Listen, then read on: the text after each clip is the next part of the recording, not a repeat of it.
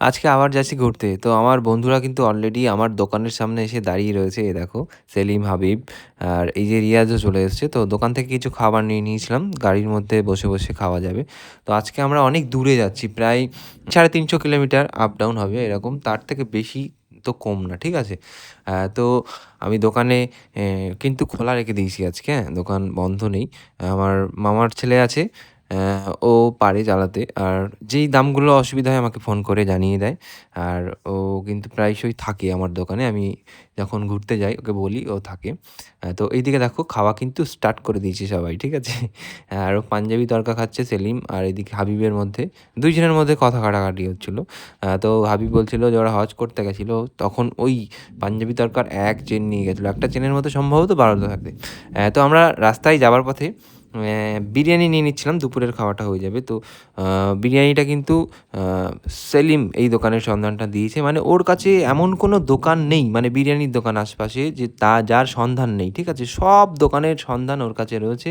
কারণটা হচ্ছে দেখো ও তো বিজনেসম্যান। তো বাইরে, বাইরে ওর থাকতে হয়। ও আমাকে বলেছে, "ভাই দেখ বাইরে, বাইরে থাকি আর দুপুরের খাবারটা আমার বেশিরভাগ বাইরেই খেতে হয়। তো সবজি ভাত, মাছ ভাত না খেয়ে বিরিয়ানি খেয়ে নিলাম, ওর সঙ্গে মাংসটাও ফ্রি।" তো এরকম একটা ব্যাপার, বুঝলে? তো ওখান থেকে বিরিয়ানি নিয়ে নিয়েছিলাম। আর দেখো রাস্তায় যেতে, যেতে বৃষ্টি হচ্ছিল। তো আ আমাদেরকে একজন ফোন করেছিল। সে জানাচ্ছিল যে আমাদের ওখানে প্রচণ্ড জোরে বৃষ্টি হচ্ছিল। বাট এইদিকে যে বৃষ্টি তেমন জোরে হয়নি। তো কিছু, কিছু জায়গায় হচ্ছিল, আবার রাস্তা ক্লিয়ার। দেখো পাশে একটা মসজিদ ছিল, সেখান থেকে ওরা নামাজটা আদায় করে নিয়েছিল। নেওয়ার পরে যেই বিরিয়ানিটা নিয়ে এসেছিলাম আমরা, সেটা মসজিদের ভিতরে বসে সবাই মিলে আমরা খাচ্ছিলাম। আর সত্যি কথা বলতে বিরিয়ানিটা এত সুন্দর টেস্ট ছিল। বিরিয়ানির স্বাদটা কেমন বলো তো? যেমন আমরা বাড়িতে বানাই না? মা, খালারা বানায়, সে এক্কেবারে সেইরকম। মানে কোনো রকম বেশি অয়েল না, কোনো রকম মসলা না। খুব সুন্দর লেগেছিল আমার খেয়ে। আর এই রাস্তাটা দেখো, দারুণ সুন্দর একটা ভিউ এই রাস্তাটার। আর চারিদিক দিয়ে গাছপালা আর সুন্দর একটা হাইওয়ে। রাস্তায় কোনো জায়গায় কোনো মানে গর্ত বা কিছু নেই। তো আমরা চলে এসেছিলাম গদখালি ঘাটে। এই যে দেখতে পাচ্ছ, খুব সুন্দর জায়গাটা। আর চারিদিকে তারপরে তোমার বোর্ড রয়েছে, দেখতে পাচ্ছ। এপার ওপার হচ্ছে মানুষ। যাদের ওই ঘাটে বাড়ি তারা ওই দিক থেকে আসছে, এই দিক থেকে যাচ্ছে। তো আমাদের খুব ইচ্ছে ছিল নৌকা বা বোট চড়ার। কিন্তু এরা সবাই বলছিল যে তোমার ওই ঝড়খালিতে যাবে, হ্যাঁ? এটা হচ্ছে গদখালি। এখান থেকে আরও ওই ১৫-১৬ কিলোমিটার দূর। তো সেইখানে গিয়ে চড়বে। আর তো ওই জন্য আর এখানে চড়া হয়নি। নদীর জলটা দেখো কি সুন্দর লাগছে। এই নদীর নামটাও আমাদেরকে জানা হয়নি, ঠিক আছে? ওই যে ওইদিকে ঘাট আছে। বলছিল যে তোমার এখান থেকে ঘোরাবে ১ ঘন্টা মতো সম্ভবত। সবাইকে নিয়ে আমরা ৬ জন ছিলাম। ওই ৳৮০০ মতো দিতে হবে। তো চড়লে বেশ ভালোই লাগতো। আমরা ভেবেছিলাম ওইখানে গিয়ে চড়বো। এই একটা ঘাট দেখো, এইদিকে ঘাট। সব মানুষজন যাতায়াত করছে। আর খুব সুন্দর একটা অনুভূতি আমাদের হলো। আর খুব ভালো লাগলো গিয়ে জায়গাটাতে।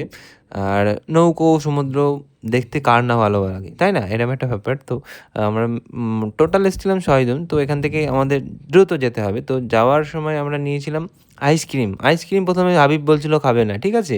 খাবে না, খাবে না করে যেই খাওয়া শুরু করেছে বলছে, "ভাই আইসক্রিমটা কিন্তু খুব সুন্দর ছিল, বুঝলে?" তো আমরা সবার জন্য আইসক্রিম নিয়েছিলাম। আইসক্রিমটা সত্যিই অসাধারণ সুন্দর ছিল। আমিও টেস্ট করছিলাম। তো আমাদের গাড়িতে সিএনজি কম ছিল। আমরা সিএনজি নেবো বলে গুগল ম্যাপের মাধ্যমে দেখছিলাম কোথায়, কোথায় সিএনজি পাম্প রয়েছে। তো কিন্তু আমরা পাইনি, ঠিক আছে? আর যাওয়ার পথে দেখো সেলিমের বন্ধু সেলিমের সাথে দেখা হয়ে গেছে। ও কিন্তু পুলিশ। আর এই ঝড়খালি থানাতেই ওর পোস্টিং। প্রায় ৩ বছর ধরে এখানে কাজ করছে। আর ও আমাদেরকে দেখে কি খুশি হয়েছে কি বলবো! অনেকক্ষণ দাঁড়িয়ে কথা বলছিল এবং বলছিল যে, "তোমরা চলো, তোমরা যেখানে যাবে ওখানেই আমাদের পুলিশ স্টেশন। আমি বলে দিচ্ছি তোমরা লজে থাকবে।" তো আমরা কিন্তু থাকার জন্য যাইনি। জাস্ট কি মনে হলো আমরা চলে এসেছি, ঠিক আছে? আর তো এখানে একটা গাছ ছিল দেখো, এইটাকে কি একটা ফল, নাম বলছিল আমার ঠিক সম্ভবত মনে নেই। এই ফলটার নাম তোমাদের জানা থাকলে বলবে। আর এইখানে কিন্তু একটা পার্ক রয়েছে, মানে চিড়িয়াখানা মতো। বাঘ, তারপরে হরিণ দেখা যায়। বাট আমাদের আসার সময়টা খুবই রং হয়ে গেছিলো, খুবই রং। ৫টার মধ্যে এটা ক্লোজ হয়ে যায়। আমরা ৫টার পরে এসেছিলাম। তো আমাদের কিন্তু কিছুই দেখা হলো না। এইটা হচ্ছে কেওড়া ফল গাছ। কেওড়া ফল কে, কে খেয়েছো অবশ্যই বলবে। এই যে হচ্ছে দেখো ওই চিড়িয়াখানার যে টিকিট কাউন্টারটা ছিল সেটা। আর পাশে কিন্তু অসংখ্য দোকান রয়েছে। বিভিন্ন ধরনের জিনিসপত্র পাওয়া যায়।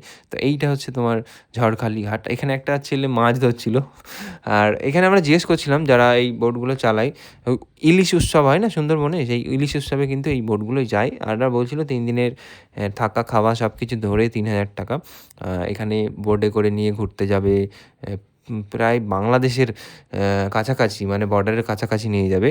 আর সবথেকে ভিড় বেশি হয় শীতের সময়। তো এখন বেশি টুরিস্ট ছিল না। আর থাকবে কি করে? আমরা তো গেছিলাম তোমার ৫ টার পরে, ৫ টার আগে গেলে বোঝা যায়। আর এখানে আমরা টেস্ট করছিলাম সুন্দরবনের তোমার অরিজিনাল মধু। বাট সেই মধুটা কিন্তু আমাদের অত ভালো লাগেনি। তো এখান থেকে ১ কাপ চা নিয়েছিলাম, মাথা প্রচণ্ড ধরছিল। তো আমাদেরকে যেই সেলিম, আমার ভাইয়ের বন্ধু সেলিম পুলিশ, সে কিন্তু এখানে থাকে। আর ওকে ফোন করেছিল যে আমাদের অরিজিনাল মধু লাগবে। তো ও আমাদেরকে নিয়ে গেছিলো একটা জায়গাতে। সেই জায়গাতে অরিজিনাল মধু ছিল। আর দেখো এইদিকে দেখো, পুরো একেবারে অন্ধকার, কোনো ল্যাম্পপোস্ট নেই, ঠিক আছে? খুব ভয়ের একটা বিষয়। যেকোনো মুহূর্তে কিন্তু বাঘ চলে আসতে পারে। তো আমরা তাড়াতাড়ি যাবো, ওখান থেকে মধু নিতে হবে। আবার আমাদেরকে প্রায় তোমার ১২০ কিলোমিটার পথ ভ্রমণ করে আমাদেরকে বাড়ি ফিরতে হবে। প্রায় ২টো তো বাজবেই বাজবে, ঠিক আছে? তো আমরা এখন যাবো ঝড়খালি পুলিশ স্টেশনে। সেখান থেকে সেলিমকে নেবো, মানে আমার বন্ধু সেলিমের বন্ধু সেলিম, সেই সেলিমকে নিয়ে। তো সেলিম আমাদেরকে ২-৩টে দোকান কিন্তু ঘুরিয়েছিল। ও চেক করছিল, কারণ ওর এই সম্পর্কে অনেক ধারণা রয়েছে। যেহেতু ও ৩ বছর ধরে এখানে কাজ করছে। তো এইটা হচ্ছে খাঁটি মধু। খাঁটি মধু ওখান থেকে আমরা নিয়েছিলাম। তো মধু নেওয়ার পরে আমরা রাস্তায় আরেকটা আত্মীয়র বাড়িতে গেছিলাম। তো একজনের আত্মীয়র বাড়ি। সেইখানে গিয়ে আমাদেরকে অনেক কিছু খেতে দিয়েছিল। আনারস রয়েছে, শসা রয়েছে, গ্রিন টি রয়েছে, ছোলা ভাজা, অনেক কিছু দিয়েছিল। সেই খাওয়ার পরে আবার আমরা গাড়িতে উঠে আমরা বাড়িতে যাবো বলে এ তাড়াতাড়ি করছিলাম সকলেই। আর প্রচণ্ড খিদে পেয়ে গেছিলো বলে রাস্তার পাশে একটা ধাবা থেকে, সেখান থেকে তড়কা রুটি নিয়েছিলাম। আর তড়কা রুটিটা খুব সুন্দর লাগছিল খেতে। গরম, গরম